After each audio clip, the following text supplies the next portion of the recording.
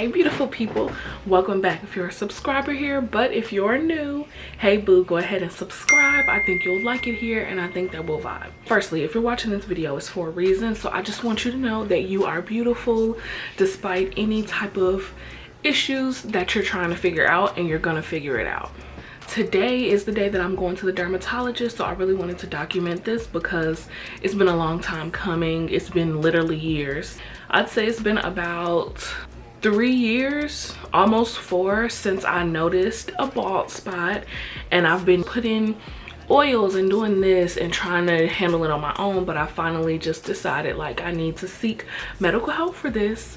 So I'm gonna be vulnerable enough to show you all what I'm dealing with. So as you can see, I have lots of hair, and that's what helped me kind of forget about it sometimes. But certain styles, like me trying to keep low tension on my hair so I wouldn't create further damage, and just like not being able to wear certain styles, I'm just over it. So that's what pushed me to want to go to the doctor.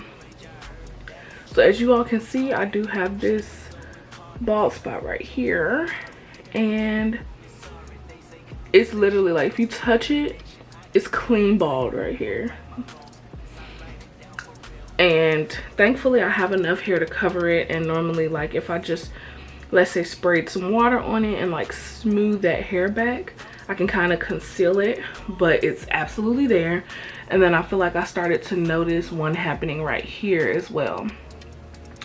So I'm going to the dermatologist today to handle that, and this is a black dermatologist I'm going to in Houston. She had a very lengthy wait list. I think I scheduled this appointment back in like April or March, and it is the end of June, and that was the soonest appointment that I could get. So that lets you know how busy she is.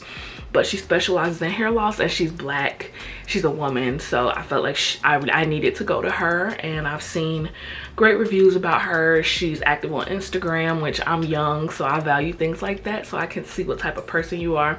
I went ahead and I filled out all of my pre-paperwork, like just to cut down time for when I get there, and I already paid my copay, which was $30.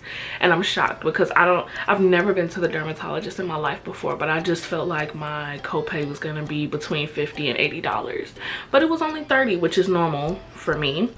And right now I still have a couple more things I need to print out. They said that if you've never been to the dermatologist before, they want you to print out any medications you're taking, which I don't take any medications, I just take vitamins, and your and lab results. I'm gonna print that out from my previous doctor and take that, and I just want to make sure I'm really organized, because since she's hard to get a hold of, I don't want to fumble the bag on anything. I want to get everything addressed that I need, so hopefully things will, you know, resolve itself and I don't have to try to schedule another appointment that's months out. So my main reason is for this spot. I want to see if there's something she can give me that will grow this back, hopefully. And then also while I'm there, I'm going to ask about my chest.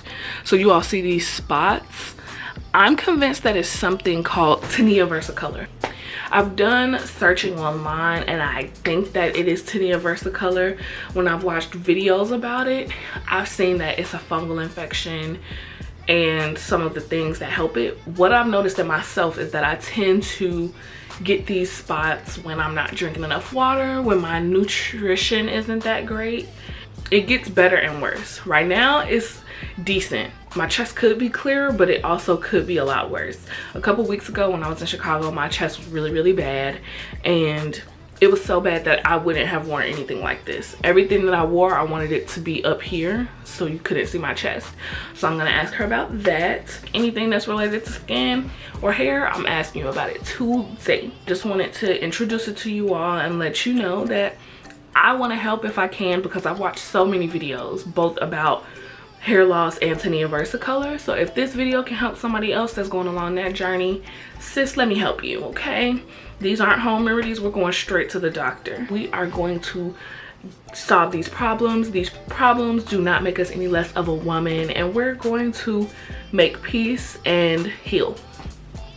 Okay, really quickly, I wanted to show you all the things that haven't been working for me that I have tried. I saw someone do a video on this product on YouTube, Hair Speed. You like put the drops on there and then massage it for I think 3 to 5 minutes or something like that. I did this consistently for at least 2 months. Nothing was happening. I still use them from time to time. Jamaican black castor oil, I've seen that didn't work. Regular black castor oil, that did not work. Do grow hair stimulating oil, that did not work. I want to say that's it, but I just wanted to give you all, you know, show you all that I've been trying to grow it back myself for a long time before I decided that I was going to go to the doctor for it. And while I have still worn braids and stuff, I've also done very low tension things, like these twists, like no tension are on my edges. And when I first started developing this, I was literally only wearing twists and twist outs with my real hair, so there was no tension on my hair at the time I developed it. I was really stressed at the time I developed it, so maybe it was stress, but I don't know. So that's why we're going to the doctor, but I just wanted to show y'all that first.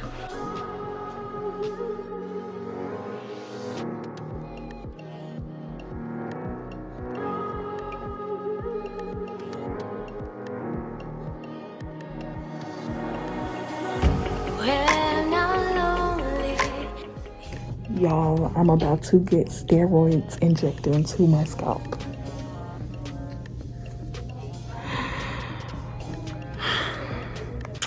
Hey, it's a day later and I'm back. Interesting updates. Just as I thought, this on my chest is Tinea Versicolor, and the bald spots is traction alopecia. So those are my two diagnoses, traction alopecia and Tinea Versicolor. The experience at the office was pretty good, although the one thing, and I know this is kind of like a medical care standard, medicine just moves fast, and I know that especially in the US, doctors are like highly encouraged to get through so many patients in a day, and it doesn't give them the time to truly like relax and take like good genuine time with the patient. And that's something that I don't like. Thankfully, because I work in healthcare and some fashion, public health, whatever, and I've worked in clinics, and I know how fast things move, and you know, checking the charts and next patient, next patient, next patient. I'm aware of that, and I'm also aware that I need to advocate for myself, and that's what makes me sad, because there are so many people that aren't well versed and that don't know that as much or don't feel that comfortable to do it. And so one of the tips that I would give is that if you're going through anything like this, or anything in general where you're going to the doctor to address a certain concern, definitely think deeply about it before you go and take notes. That way you know what questions you want to ask, what you're there to address, and to just keep you on topic, because honestly, doctors will rush you if you let yourself be rushed. I was prepared, and I still felt a little more rushed than what I would like. And it's no fault of the doctor, because like I said, I know how this thing goes. But that's why you as the patient, you need to be prepared and advocate for yourself. Because one thing that I think about too, even though this is more like a cosmetic thing, like it's nothing that's going to hinder my health or anything like that, but it can hinder your mental health, because as women, we take pride in our hair and everything. Even though I kind of already knew what it was for both my skin and my hair, and maybe she could read my energy, that I kind of already knew this, and that I wasn't somebody who was like overly emotional about it, because hair loss can be a very emotional thing, or like having something wrong with your skin for women can be a huge self-esteem killer and can really make you emotional. For me, that's just not the case, but I felt like the diagnosis could have been given with a little bit more compassion and care, and just taking a little time, because some women that might not know, or that might be distraught, need time to process. And maybe also because it's so small, she didn't do that, but that's just something that I want to know. Please be prepared so you can advocate for yourself and all of that. But long story short, I ended up getting steroid injections in the 2 spots. This one is super duper tiny, but it's there nonetheless, and she did identify that, because I asked her, like, I think it's developing over here. So I had steroid injections there, and then steroid injections here, which is the main spot. I was very nervous, but they didn't hurt, honestly. The technique that was used for them was really good. So basically she said, you know, I'm not gonna leave you in the dark, I'm gonna explain to you what I'm doing. And so she explained, like, I'm gonna be scratching and then the injections will happen, but you'll just feel the scratching. And that was honestly true for the most part. I think that's a great technique because the little scratches that are happening at the same time she's injecting kind of like distracts you from the injection. So it definitely didn't hurt. I feel like it might have been a little sore yesterday and a little bit today, but nothing for real. Like, I went to my workout afterwards and continued on with life. It was nothing crazy. Well, I'll explain the Tinea Versicolor things that I was given first.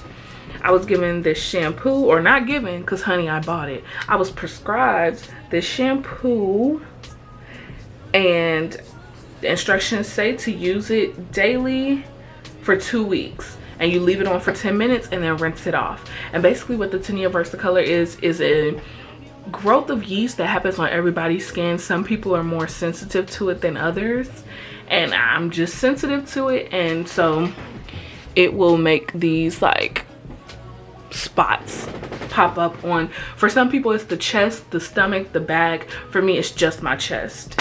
And this was really a side concern because I was truly going for the hair stuff. This shampoo to use for 2 weeks, and then this partner with this cream, if it will focus. Yeah, it's not something that has a cure. It reoccurs, and sometimes it happens more during the summer when it's warm and you're sweating more, you know, the type of environment where yeast and bacteria thrives. That's just that. I'm going to use for the 2 weeks, and then this is not something that I'm going to go back and get again because honey, the amount of money that I spent in these past 2 days, yesterday and today, it's crazy. But we'll talk about that at the end. And then for my hair, I told you the steroid injections, those are generally supposed to happen every 4 weeks for me. I asked her, like, what's the projected time where you'll start to see a difference? And because hair growth is so subjective to how people respond to it, and then also traction alopecia is something that sometimes it grows back, sometimes it doesn't. And because my spot has been here for a couple years, there is a chance that it won't grow back just because it's not something new. It's kind of something that has already been here, but I'm willing to try it out and see how it goes. As you can see, I'm not crying or anything over it. I've already come to grips yesterday that when I get older, I will probably be bald, and it is what it is. I don't know. I have to get used to just the face, honey. I was prescribed this scalp oil, and then there's also another cream that's like a combination cream, so it had to come from a special pharmacy that's being mailed to me because it's in a different part of Texas. It's gonna be here by Thursday, so I'll pop in some video right here of what that is. But for this, apply it on my scalp twice a day. My plan is to use all of the scalp things and get the injections through December. My plan is to go through with the injections, the cream, and the oil, be consistent with it until January basically. So from now through December. And if I see absolutely no growth at all, I'm just gonna chuck it up to the game and save my money, because the injections are not covered under my insurance. They're $50 per visit, which is like once a month, so that's not terrible. I'm sure I spent $50 on something else, but that sucks because apparently it was covered under Blue Cross Blue Shield up until last year. So I guess I should have gone sooner, but I didn't. So I have to pay for those out of pocket. And then the copay was $30. Let me pull out my calculator because y'all, you would think insurance is supposed to, which it did offset some of the cost, but honey, for people that are struggling financially or that have a lot of financial responsibility in other places, this is clearly elective, clearly, because no. So far we're at $80. Copay $30, $50 for the injections. That special cream, that's a concoction of things that's coming from the other pharmacy being mailed, $160, y'all. And that's the one thing that I hate about healthcare, is that a lot of the expenses are like, surprise, it's this much. You kind of don't know until you know. She projected that it would likely be between $80 and $100. And when they called me on the phone and said 160, I was thrown back. I said 160.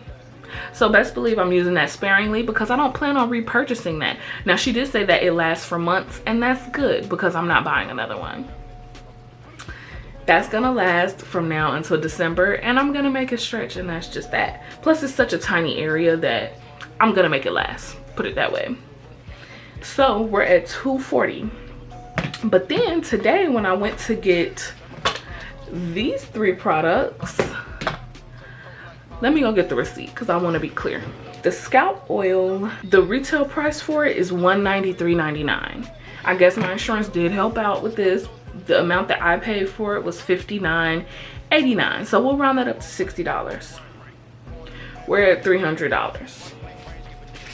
And then both the cream and the shampoo for my chest, the retail price for that is $95.99. The amount that I had to pay was $34.06. And we'll just leave that at $34. $334. That is how much that I've paid for all of these products, my appointment, the injections, and I guess that's it. $334. But like I said, I'm gonna make all of these products last until December. So after this, I'll just be paying the $50 every month for the injections. And I asked her, am I gonna have to pay a copay for that? But she said I don't, because it's not an office visit. I'm just coming for the injections. So that's that, $334. At this point, I was like, I wonder how much it is to do like the hair graft surgery where they just put in new hairs. Especially considering that it wouldn't be that many. Like, this is not that big. And let's talk about how it ruined my summer hair plans, because my brother has a wedding at the end of July and I was gonna wear, in fact, this wig. I know it looks crazy now, but I was literally just getting ready to wash it and get her ready, and I was gonna wear this wig, but the doctor said that I cannot, or I should not wear any braids, twists, anything that's gonna put tension on my edges, because that's what we're trying to fix now. She was like, oh, how you have your hair right now is perfect. So I guess it's gonna be twist outs, and I'm gonna try to really get creative and come up with some low tension hairstyles. Let me know if you all want me to keep you updated on that and show you any cute hairstyles that I might come up with, because personally I don't want to wear this every single day until December. That's not happening. Again, for my birthday in August, I was gonna get box braids, but that mission is dead as well. And I really think that's all the updates that I have for you all. This is gonna be a journey that we're gonna go through together. So I guess I'll probably give bi-weekly updates or monthly updates. I'm not sure how I want to do that yet.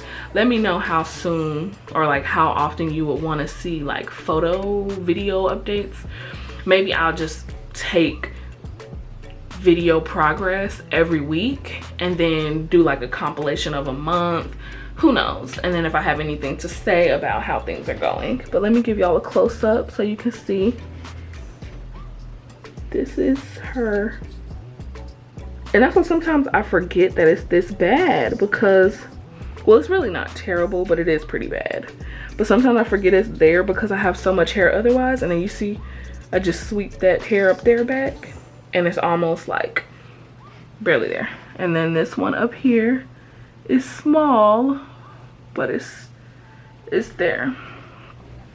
I'm not a doctor. I'm just letting you all in on my process because it's not something that's like super sensitive and emotional for me. It just is what it is, and that's that. Because like I said, if I don't see any hair growth by December, I'm calling it quits.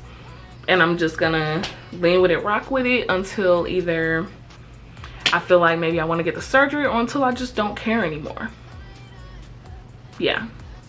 But I'm sending all of you all love and empathy because I know everybody is not like how I am. Some people have very, very bad traction alopecia where it really like affects their entire look, and I'm thankful that that's not the case. But if that is your case, sis, you're beautiful, and I'm sending you love and I'm sending you healing and growth because you deserve it. But just know that you are that girl regardless of if you have hair or not. Look at that beautiful face, that beautiful spirit, and that beautiful soul, and that's what matters. Thank you all for tuning in. That's all that I have. So stay blessed, and I'll see you in the next. time to bust up. Fix your credit, girl, get at it, get your bag up. Hit that gym and get back time. Go get that degree, go girl, focus on me. Unlock potential that you didn't know you had.